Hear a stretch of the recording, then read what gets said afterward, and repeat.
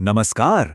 जरा सोचिए, network configuration में सिर्फ एक कमांड, एक छोटा सा नंबर और आपका पूरा का पूरा सिस्टम या तो चल पड़ता है या फिर ठप हो जाता है। आज हम ऐसे ही एक बहुत जरूरी कमांड को समझने वाले हैं, encapsulation.1q। एक गलत नंबर और बस सब कुछ रुक सकता है। चलिए देखते हैं कि इसका सही एप्लीकेशन क्या है। तो सवाल बहुत सीधा है, लेकिन अक्सर कंफ्यूजिंग हो सकता है। Router on a stick method में जब हम encapsulation.1q कमांड यूज करते हैं, तो उसमें VLAN आईडी डालते हैं या फिर इंटरफेस आईडी। ये सुनने में एक छोटी सी डिटेल लगती है ना? लेकिन इसका असर बहुत बहुत बड़ा होता है। अब देखिए, इस सवाल का जवाब ये या वो में देना तो बहुत आसान है, लेकिन हम ऐसा नहीं करेंगे।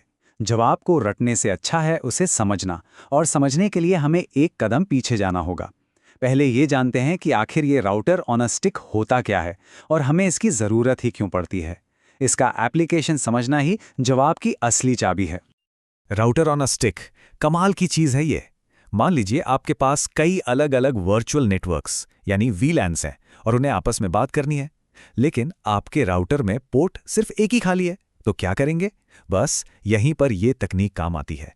एक ही फिजिकल पोर्ट का इस्तेमाल करके कई नेटवर्क्स के बीच ट्रैफिक को रूट करना। असल दुनिया में इसका सीधा मतलब है कम हार्डवेयर में ज़्यादा काम।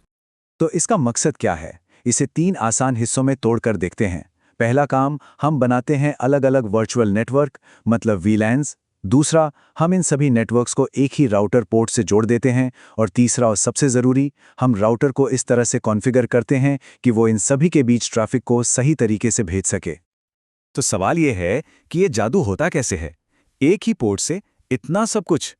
और यहीं पर एंट्री होती है हमारे आज के हीरो की, कमांड encapsulation.1q।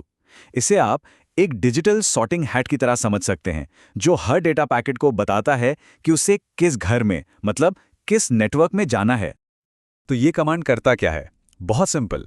ये आने जाने वाले हर डेटा पैकेट पर एक छोटा सा स्टिकर, एक टैग लगा देता है, और उस टैग पर लिखा होता है VLAN आईडी।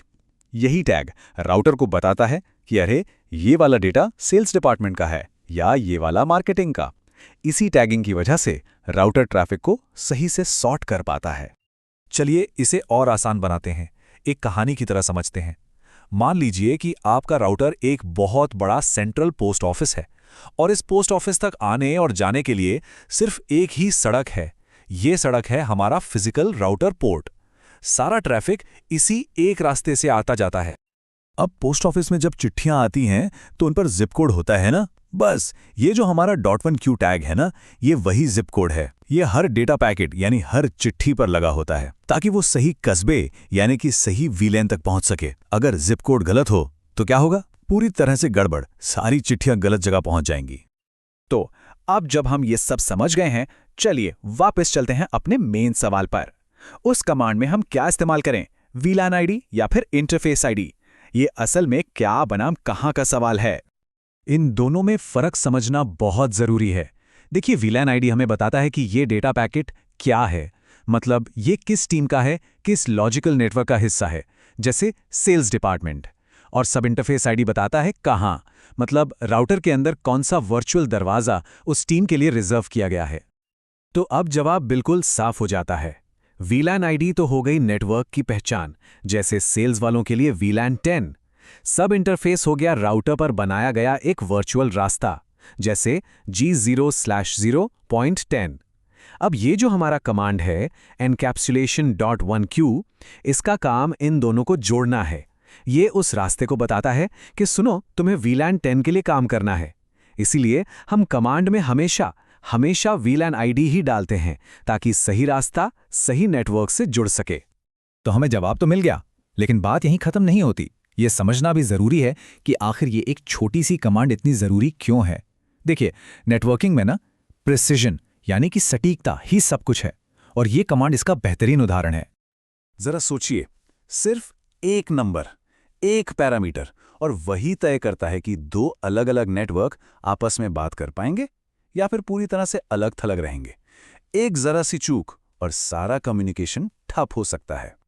अब ये जो टेबल सामने है, ये कहानी को बिल्कुल साफ कर देती है। एक तरफ देखिए, जब कमांड में सही VLAN आईडी डाली जाती है तो ट्रैफिक एकदम मक्खन की तरह चलता है। लेकिन दूसरी तरफ जहां एक गलत आईडी डाल दी, बस राउटर ने उस वर्चुअल रास्ते को गलत नेटवर्क से जोड़ दिया और नतीजा कम्युनिकेशन फेल्ड। किसी ने बहुत खूब कहा है कि ये कमांड सिर्फ एक सेटिंग कॉन्फ़िगर नहीं करता, ये दो अलग अलग डिजिटल दुनियाओं के बीच एक ब्रिज बनाता है। और ये बात इसके असली मतलब और इसके एप्लीकेशन को कितनी खूबसूरती से समझाती है।